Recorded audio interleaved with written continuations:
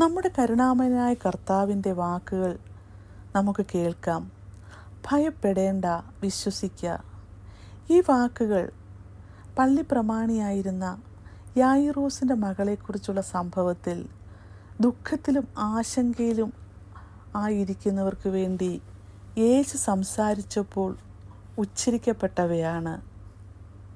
അതുപോലെ തന്നെ ഇന്നും നമ്മുടെ ജീവിതം വിവിധതരം കാറ്റുകളും കൊടുങ്കാറ്റുകളും നിറഞ്ഞൊരു നൗകയിലാണെന്ന് നമുക്ക് തോന്നാറുണ്ട്.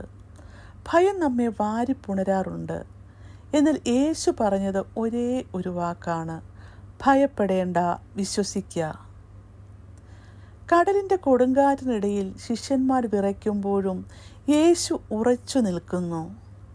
അവൻ്റെ സാന്നിധ്യം അവർക്ക് ആശ്വാസം നൽകുന്നു. അവൻ്റെ വാക്കുകൾ അവരുടെ ആത്മാവിനെ ശക്തിപ്പെടുത്തുന്നു.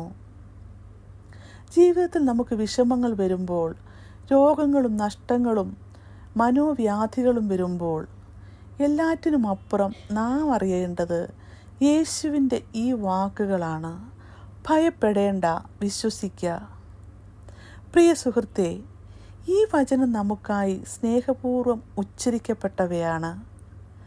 നമ്മുടെ വിശ്വാസം യേശുവിലായിരിക്കട്ടെ. ആ വിശ്വാസം നമ്മെ അത്ഭുതങ്ങൾക്ക് സാക്ഷികളാക്കും. വിശ്വാസമുണ്ടെങ്കിൽ ഭയം ശൂന്യമാണ്. അവനെ ആശ്രയിക്കൂ, വിശ്വസിക്കൂ, ഭയപ്പെടേണ്ട കാര്യമില്ല. മർക്കോസിൻ്റെ സുവിശേഷം 5-ാം അധ്യായം 36-ാം വാക്യത്തിൽ കർത്താവ് പറയുന്നു: ഭയപ്പെടേണ്ട, വിശ്വസിക്കുക. ദൈവം നമ്മളെ അനുഗ്രഹിക്കട്ടെ.